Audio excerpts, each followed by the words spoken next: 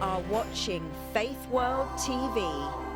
Faith World TV, changing the world with the Word of God.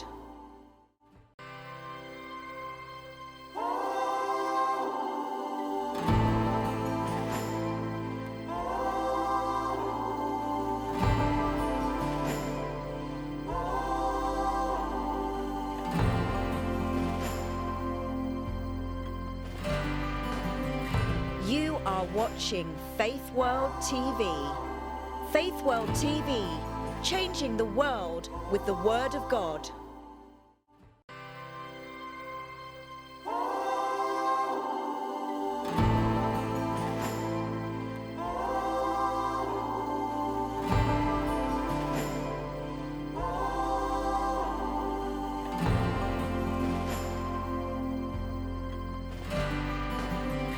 You are watching Faith World TV. Faith World TV, changing the world with the Word of God.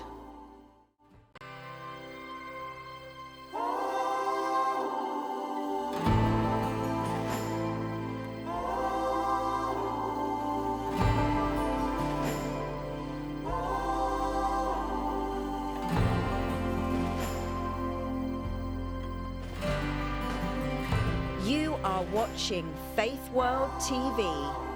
Faith World TV, changing the world with the Word of God.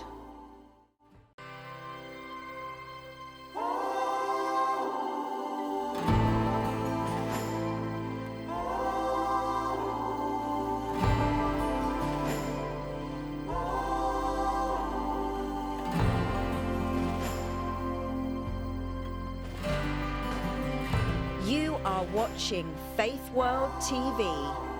Faith World TV, changing the world with the Word of God.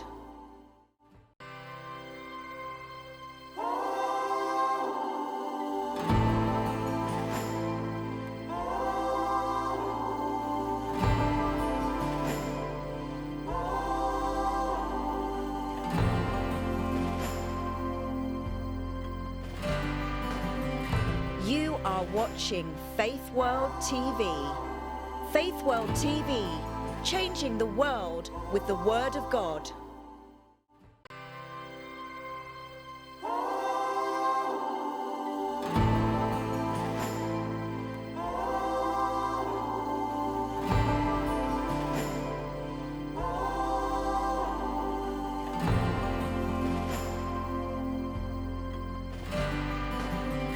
You are watching Faith World TV.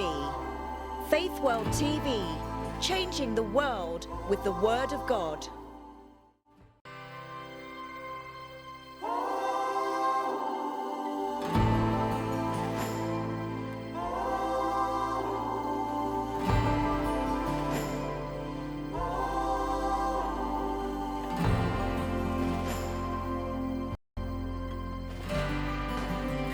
You are watching Faith World TV.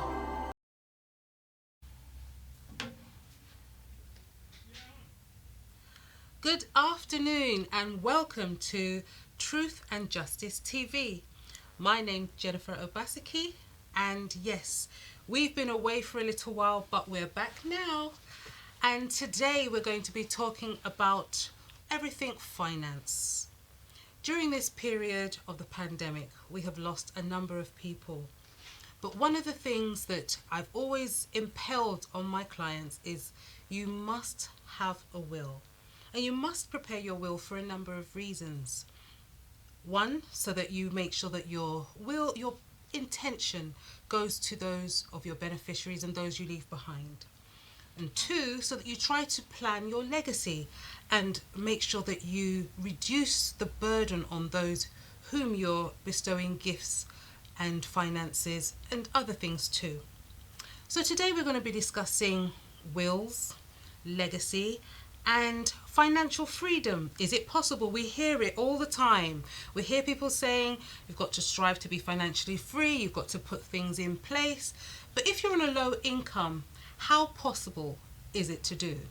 So today I'll be discussing with my guest today. His name is Mr. Cedric Owusi, and he is an amazing financial planner. He gives advice on levels of insurance and different ways you can make sure that your household income and investments serve the right purpose for you. So without much further ado, please welcome Mr. Cedric Osei. Hello, Mrs. Jennifer Obaseki. Thank you very much for the invitation. I really appreciate. And yes, like you said, I help people with financial planning. I help people with insurance as well. We talk about financial freedom. As you rightly said, we had a very great conversation this weekend as well.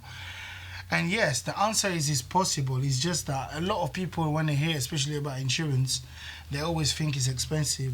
While in a way, like, you can have affordable product that will suit your needs, and then have a financial planning whereby if anything happen, like is linked with the will, with like you can have your insurances put in a trust.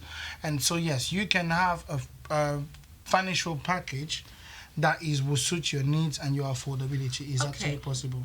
So let's rewind for those people who think, do you know what, he's talking, but I can't even afford day-to-day living. So let's start with a person that's on a low income. What are the basic things that person should have in place? Okay, you know, with insurance, especially, for example, financial plan, it depends on the age of the person. Okay. The younger they are, the more benefit they get at a lower price. The older they are, the less benefit they get at a lower price. So it goes with age. Let's say, for example, I'll give you an example. You have somebody that is, for example, 30, 31, 28, mother or father of 1, 2 children. He can actually have a very great, let's say, life insurance or mortgage insurance, an insurance that attached to his mortgage. I'll probably say for about £15. Wow. Yeah. So the fact is, people should try to start this financial planning from young. Yeah. So the young people that we see that have the excess money, that are buying, I don't know, spending money on clothes, shoes, and luxury days out, spa, nails, etc. What would your advice to them be? Okay, my advice to them is this. You see, when you build a certain lifestyle, you need to remember that you're not a robot. Things can happen. You can be sick tomorrow. You can have a illness. You can have a fracture. You can have an accident. And let's say, for example, if you have an accident and you can't work, not every company will give you a sick pay. They give you a statutory sick, the 28 days sick pay, days, yes. And then after that you need to go and state something, government help. Okay, say somebody like that with the lifestyle they have, they work hard, they earn, I don't know, £400 a week, and then they tell you you're gonna earn 83, I don't know how much is in now a week. This only could be detrimental for your health. To get on trust. And some people, what they do now, they force themselves back to work quicker than expected. Yes. But there's a product, for example, that you call income protection that protect your revenue that a lot of people do not have.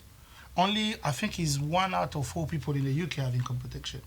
Wow. But when you protect your income, what happens is if you're sick, say you got a fracture, you can't work, we have a policy that can help you while you are home, getting paid a salary, so you don't have to force yourself back. So many people don't realise that when you're asked to stay home from work due to even corona issues, that you've come into contact with somebody, if you are self-employed, the government does have an actual scheme that you can try to claim for, which you can earn up to £500, even if your child is sent home from school. So do look at what's available. But if you are no longer able to work due to sickness, accident, what Mr. Cedric is talking about is an income protection policy.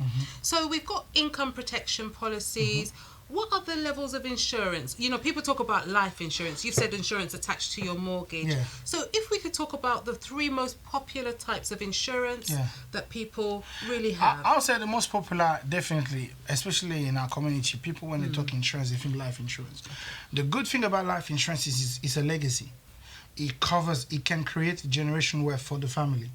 Because what happens is, let's say you got a life insurance that pay, let's say, for example, £300,000, you're very young, it costs you £15 a month.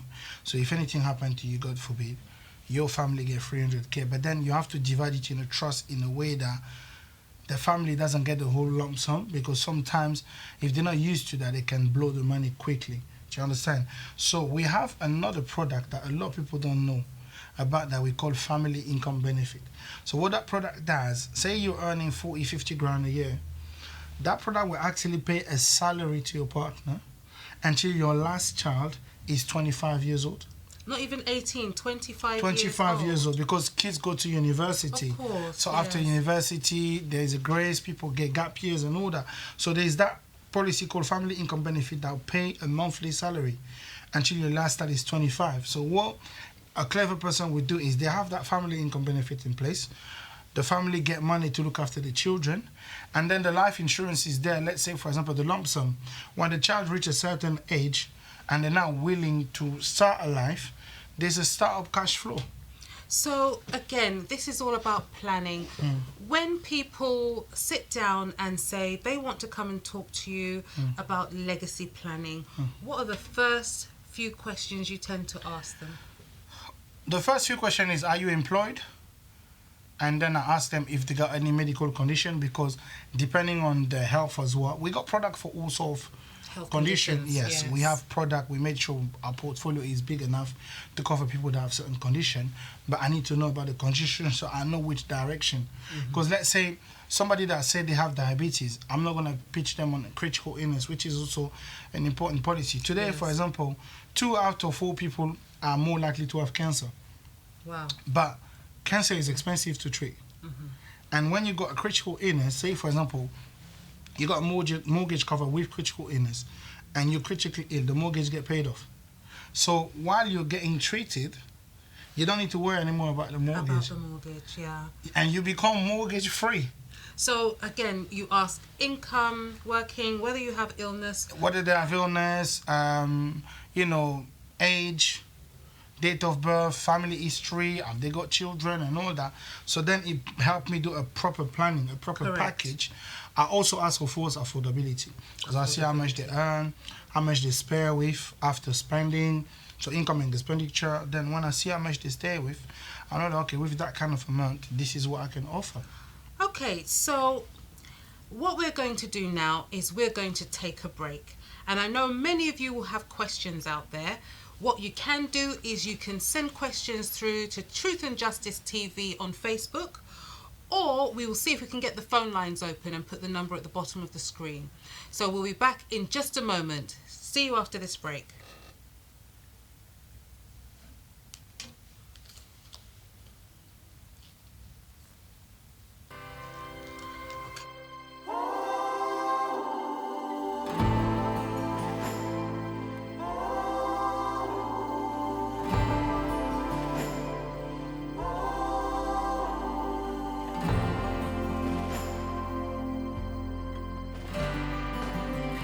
You are watching Faith World TV. Faith World TV, changing the world with the Word of God. Welcome back. And today, again, we're talking about everything finance, legacy, planning, and financial freedom. Is it a dream or can it be a reality? Once again, my guest today is Mr. Cedric Osei. So Cedric, before the break, we were talking about planning. When it comes down to making that plan for that family or that individual that comes in to see you, right? The first thing that I say to people is a will. Do you often find how many people do you come to you that don't have a will in place? What would you say? Out of 10? Honestly speaking, out of 10, 9. But that's not the problem. Yeah, 9 people. 9, and like I would say about 7 as well. Yeah, because I had clients that have a lot of assets, and I always tell them, "Have you got a will?" And most people will be like, "Do you know I've been thinking about it?" I've been thinking about it. Yeah, they always think about Same it. answer. Yeah, I'm like, okay, why have you never done it? I don't know, Cedric. I never come across it. But then what I do is I do a referral. I refer to people. But no, I mean, if you do will as well, of course, by all means, I'll start sending everyone to you. The problem that we have in our community is talking about the sensitive issues and knowing where to go to for help. So number 1, getting your will done. Why have you not done it? Yes, those of you out there that haven't got one done, I'm talking to you. Yes, very important. Don't say, I've been thinking about it. Please get it done. We have to think about continuity, especially in the current situation we find ourselves. We saw on the social media, DMX, big star like that, died without a will. and the partner that he was living with for the last 8 years stands to receive absolutely nothing because of that. So the one thing you've got to remember, as I've said, your intentions are reflected in that document. You keep it up to date. It's very easy to keep it up to date. Life changes, so you must keep it up to date. Births, deaths, marriages. You make sure that those individuals that are in your family, as your family grows, are catered for. And you can add codicils to your will. Whether you're not in your country of origin, you should still write a will, because what happens is people can apply for letters of administration here in the UK, and once they've got that order, once they've got that sealed, they basically go to the country where you may have other assets, have it resealed, and are able to distribute your assets as you intended. It's quite simple. So please don't delay further. And it's important for succession, and that means continuity of your businesses. It's for, especially if you're in a family business or self-employed, your will outline what should happen should anything happen to you. And it's just good practice to make sure that you outline who should step into management roles, who should step in to have certain authorities, so that there's no delay in the continuity of your business should anything go wrong. But more importantly, as we've heard from our lovely guest today, it's also very important because of planning. This planning we are talking about, it can cover you putting money, as you've been advised, into a trust so that it is ring-fenced and protected.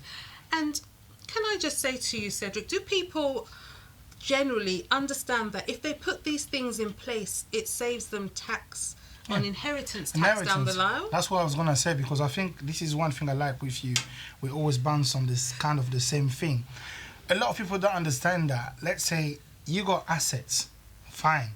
Some people, they tell you, I work really hard, this is what I'm leaving to the family. Okay, fine. Now, you're leaving it to the family, but you understand that if anything happened to you, let's say, for example, people that they're a couple but they're not married, so the next of kin is the children. So it goes straight to the kids, then there's inheritance tax. Say you got 3-4 properties, that I think the threshold is 325k. Yes. Okay, so anything above that, they have to pay tax on it. 40%. So let's say your asset worth £700,000. 325 goes to the family. Everything else 40%. Say the bill is 150k, and you never done an insurance planning or a planning whereby there's money in a trust to pay for the 150k. Or an insurance policy. That's what I'm saying. An insurance policy to pay it off. What happens is they don't get it. And that's one thing that we do not know. One day I was with a friend of mine, because I asked some clients, they're footballers, and he's like, oh, but Cedric, you're already dealing with them. I said, yeah, but they don't do insurance because they want me to pay their family. They do insurance because they want to cover the asset, the inheritance tax. They want the children to enjoy the fruit of the labor. The full fruit, not just half the fruit, half or no fruit. Yes. So that's where we need to now start being aware of the will, financial planning, insurance, inheritance tax. Cover your money as well. When you work hard, we've seen that. Somebody that worked really hard, self-employed, very successful person, boom, you have an injury. Because the business can't run on itself, everything just collapses. But when you've got an income protection, you still get paid. You get money coming in, looking after yourself. You know, health is wealth. That's what I always tell people. Health is wealth. Yes. And wealth has to be protected. When you're wealthy and you don't protect your wealth, you can lose everything in a second. Everything can go without a plan, and we've seen it happen more often than I'd like to even express. So this program today is about information, and when you get information, you either take it and it goes in and out, or you take it and you act on it. So I'd implore you to act on it today. So presuming somebody's watching this now and says, okay, I know I'm going to get a will. I can't even afford Obaseki solicitors. I'm going to get my will off the internet. Fine. Make sure that it has all of the right requirements. Try and make sure you have somebody witness that signature, somebody that's not going to be benefiting from the will. Make sure you keep it in a safe place. You can always keep it in a safe box in a bank if you don't want to keep it at home, but you have to let people know that it's there. Can I help you there? I want to say one thing to the audience. We need to stop thinking I cannot afford Obaseki solicitor. No, I am sorry. Not everybody can. This is the Listen, point. We have to be real. it's true. I don't want people to not do something because they feel they cannot afford But they it. need, to me, what I was trying to say is they need to contact you first and foremost. Okay, that's true. To hear Yes. how much would it cost me? Because you're gonna ask them, this is my how much asset have you got? Now, if they got enough asset, I mean, I'm sure you're a very fair person. You won't overcharge them if you are conscious that they can't afford the price. We always look at asset and liability and all these things. Then, according to that, you price them. But when you contact Obaseki solicitor, the difference is this: when you go on the internet, you can't talk to the computer. It's true. You can't. The computer, you'll be typing, you'll be reading, you'll be guessing. But when you go to Obaseki solicitor, you get the privilege to be advised. Proper advice. Qualified advice. Accredited advice, of course. I mean, I've always said it to people. I'd rather pay money and make sure that everything I've done is right than guess in front of a computer and be fooled. That's true. We have to be honest. So, as I was saying, you must try to make sure that you get the right documents, Yep. proper advice, but the will being done, then moving on to protecting the assets and reducing your tax liability. Number one, you must make sure you go to a qualified and accredited advisor. Financial planning is done by financial advisors, qualified financial advisors. Legal advice is done by lawyers. So when we talk about being properly advised, one of the things you spoke about is making sure people can afford their plan. And unfortunately in our community, some people are a bit apprehensive that, oh, is this person just trying to get commission off me, etc., etc. How can we reassure people that going to a properly qualified person doesn't mean that they will be missold a product, and what should they do if they feel they've been missold a product? The thing is this, yeah? Okay, when we go to, I'll give you a very simple example. When we go to Tesco, the person that serves on the till get paid, right?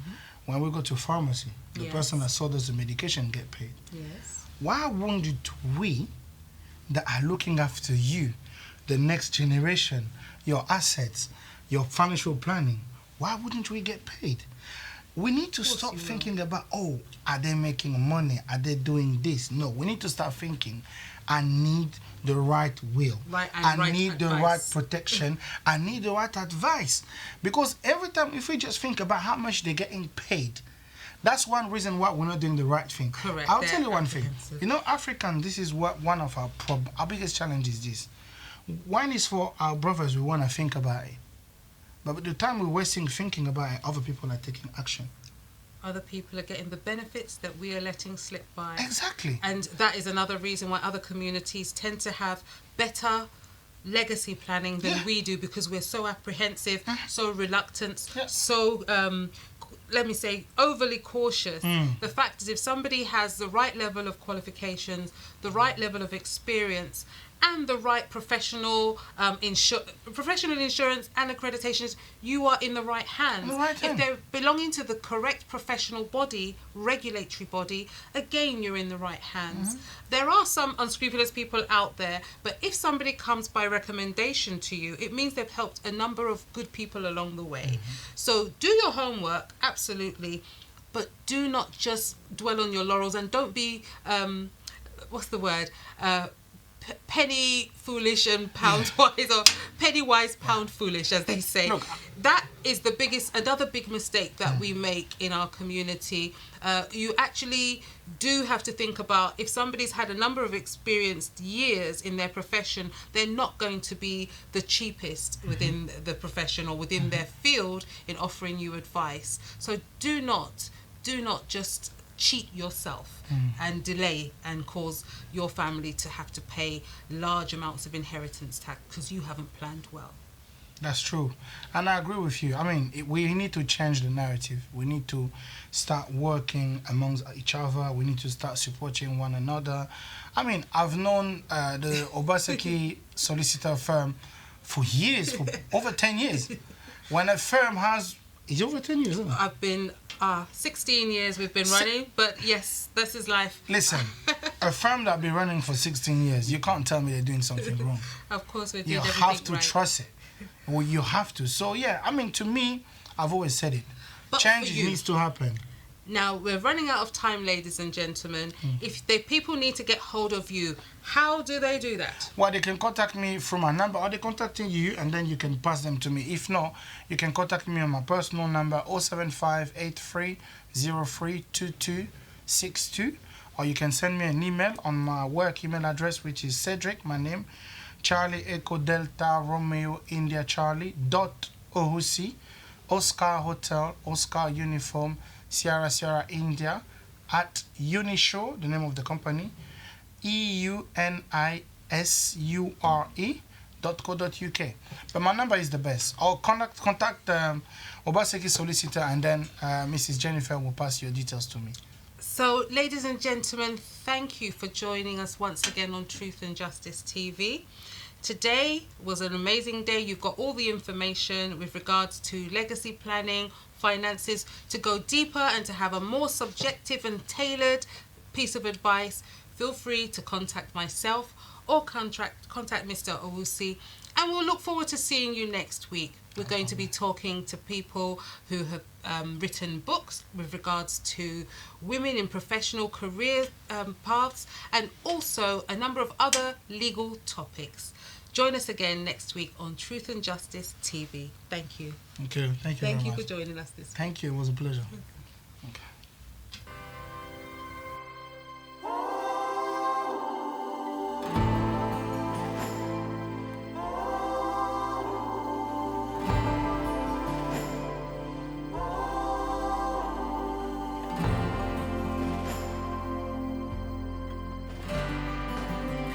You are watching Faith World TV. Faith World TV, changing the world with the Word of God.